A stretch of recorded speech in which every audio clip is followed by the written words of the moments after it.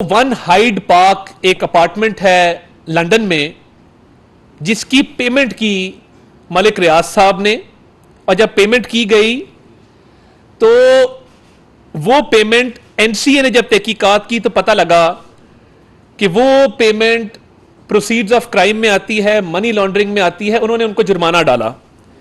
जब उन्होंने जुर्माना डाला तो वो जुर्माना उन्होंने उनके बैंक अकाउंट फ्रीज किए उस प्रॉपर्टी टाइकून के, और वो जुर्माना तकरीबन 190 मिलियन पाउंड टोटल बनता है इस ट्रांजैक्शन का, वन हाइड पार्क का। अब हुकूमत पाकिस्तान का एक मुआहदा होता है बजरिया शहजाद अकबर कि ये क्योंकि पाकिस्तान से पैसा गया है, ये हुकूमत पाकिस्तान और पाकिस्तान के अवाम की मलकियत है, इस पैसे को वापस पाकिस्तान को किया जाए।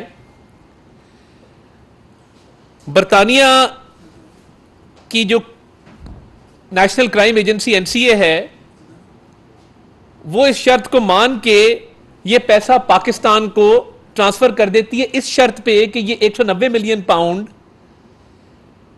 पाकिस्तान के सरकारी खजाने में जाएगा, पाकिस्तान के अकाउंट में जाएगा, पाकिस्तान के अवाम पर खर्च होगा।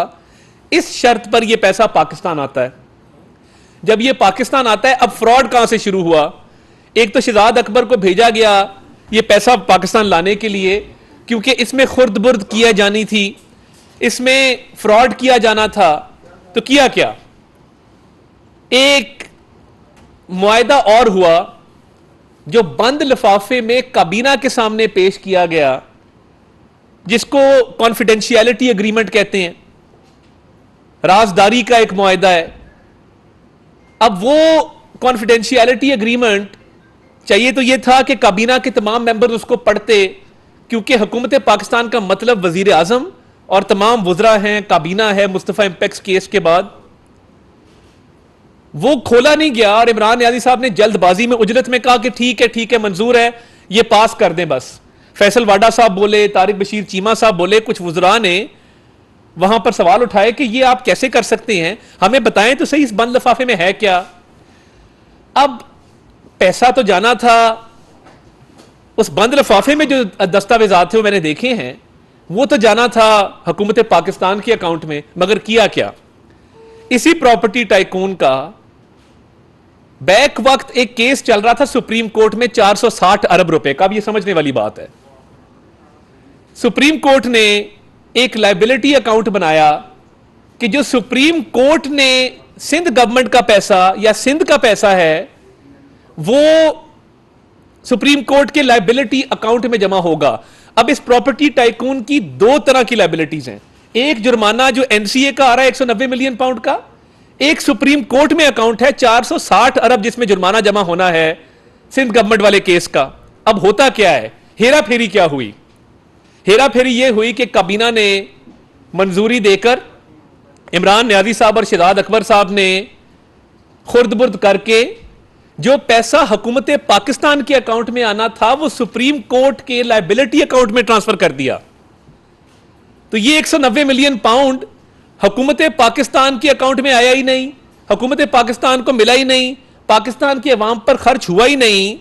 एक तरफ 190 मिलियन पाउंड है जो जुर्माना है जो बरतानिया की एनसीए ने पाकिस्तान को दिया है, और दूसरी तरफ 460 अरब रुपए का एक अलग से लायबिलिटी है जो रिकवर होनी है उसी प्रॉपर्टी टाइकून से। तो यह पैसा यूके से लाकर 190 मिलियन पाउंड्स, तो वो लायबिलिटी एडजस्ट कर दी गई जो 460 अरब रुपए की थी। यह है डाका जो इमरान नियाज़ी साहब ने मारा है। कोई कानून, कोई आइन, कोई ज़ाब्ता इस बात की इजाजत नहीं देता कि आप बैरून मुल्क से पाकिस्तान का पैसा वापस ला रहे हैं और वो पाकिस्तान के सरकारी खजाने में जाना है, मगर वो वहां आप ट्रांसफर नहीं करते, वो आप ट्रांसफर करते हैं एक प्रॉपर्टी टाइकून के दूसरे अकाउंट में जो सुप्रीम कोर्ट मेंटेन कर रहा है। ये हेरा फेरी की गई जिसमें ये 60 अरब नहीं, 60 अरब तो सिर्फ ये 190 मिलियन पाउंड का नुकसान हुआ पाकिस्तानी खजाने को। अगर उस 460 अरब रुपए का भी आप तखमीना लगवा लें जो सुप्रीम कोर्ट का लायबिलिटी अकाउंट था, जिसकी बाद में किस्तें कर दी गई, तो ये कई 100 अरब रुपए बनते हैं। अब इसके बस फायदा क्या लिया, ये जरा डिस्ट्रीब्यूट करें जी ट्रस्ट डीड अल कादिर की। राना वकास साहब अगर हैं तो ये काइंडली तमाम हमारे रिपोर्टर साथियों को दें। अब इसके एवज 458 कनाल जमीन 458 कनाल जमीन इमरान न्याजी साहब को गिफ्ट की जाती है उसी प्रॉपर्टी टाइकून की तरफ से। इमरान अहमद न्याजी साहब के दस्तखत अगर आप देखेंगे आखिरी सफात पर वो मौजूद हैं कि इमरान अहमद न्याजी साहब ये ट्रस्ट बना रहे हैं उस 458 कनाल जमीन पर, जो उस प्रॉपर्टी टाइकून ने ये सारी हेरा फेरी करने के एवज रिश्वत के तौर पे इमरान न्याजी साहब को दिया कि 190 मिलियन पाउंड का आपने डाका मार के पाकिस्तान के सरकारी खजाने में जमा कराए बगैर दूसरी लायबिलिटी अकाउंट में, जो सुप्रीम कोर्ट का एक अलग मामला था, उसमें जमा करा के डबल फायदा दे दिया उस प्रॉपर्टी टाइकून को और काबीना में बंद लिफाफा पेश किया। उसके बाद ये है इमरान न्याजी के सिग्नेचर। और इसमें मजे की बात क्या है, दूसरे सिग्नेचर हैं बुशरा खान, इन्होंने लिखा है। जो इनका आईडी कार्ड है उस पे नाम इनका और आ रहा है, वो मैं नाम नहीं लेना चाहता, यहां पर इखलाकियात के दायरे के अंदर रहना चाहिए। वो आईडी कार्ड साथ अटैच्ड है, आप देख लेंगे। दूसरे सिग्नेचर बुशरा खान, ये लिखा है बुशरा खान, दूसरे सिग्नेचर बुशरा खान साहिबा के हैं। और सबसे मजेदार सिग्नेचर जो है, जो तीसरे सिग्नेचर है, मिस फरद शहजादी। तीसरे सिग्नेचर इस सारी ट्रांजैक्शन में मिस फरद शहजादी के हैं। फरद शहजादी उर्फ फरा गोगी, अल मारूफ फरा गोगी। उनके सिग्नेचर एज फर्स्ट ट्रस्टी इसमें शामिल किए गए हैं। तो मैं हैरान हूं कि ये ट्रस्ट सिर्फ इमरान न्याजी साहब का और बुशरा बीबी का नहीं था। जुल्फी बुखारी साहब ये ट्रस्ट बनाते हैं जमीन लेने के लिए, वो ये ट्रस्ट ट्रांसफर करते हैं इमरान न्याजी को, साथ फरा गोगी को और बुशरा खान साहिबा को। ये तीन लोग ये ट्रस्ट बनाते हैं।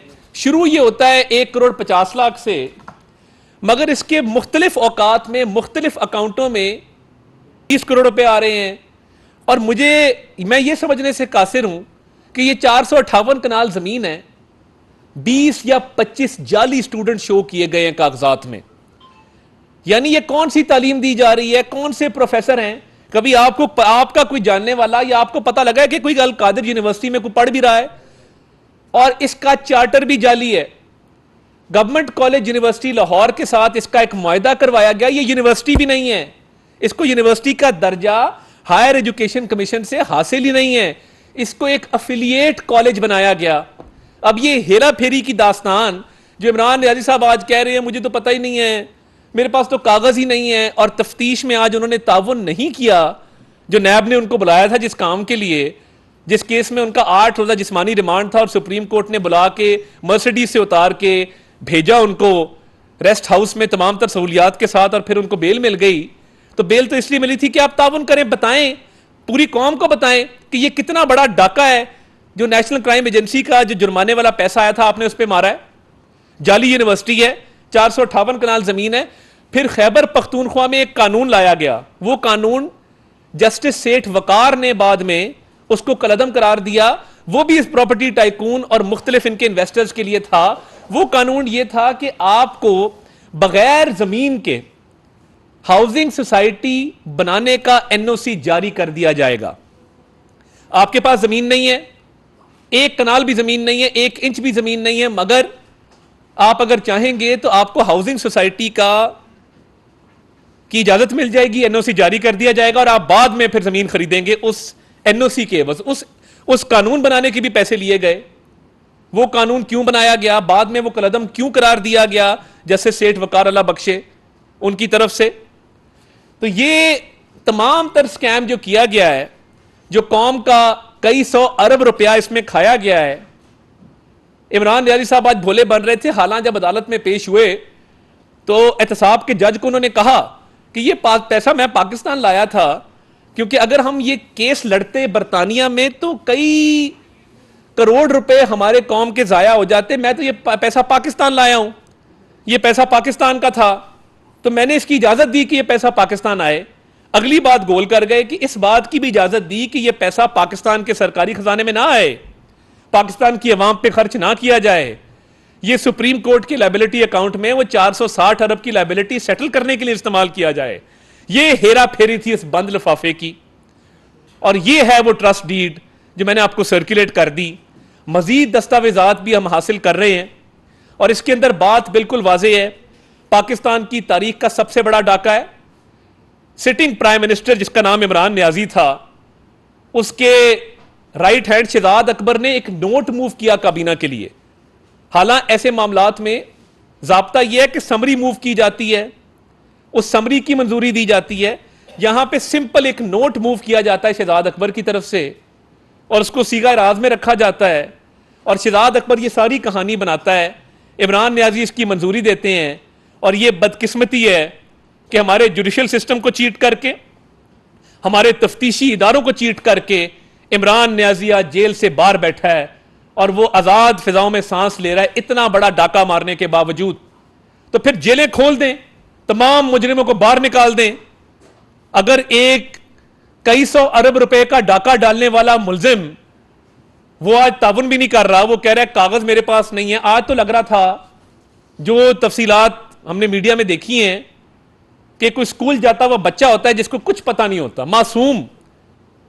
तो ये जो कौम को बगावत पे उकसाते हैं और कौम को गलत राह पे लगाते हैं, और ये मुट्ठी भर टोलियों में जो कौमी सलामती पे हमले करते हैं, कौमी सलामती के इदारों पे हमले करते हैं, वो इसलिए था कि ये 190 मिलियन पाउंड और जो 460 अरब रुपया सुप्रीम कोर्ट की लायबिलिटी उस पर पर्दा डालने के लिए इस केस में गिरफ्तारी की वजह से कैप्टन कर्नल शेर खान के मुजस्मे की बेहुरमती की गई।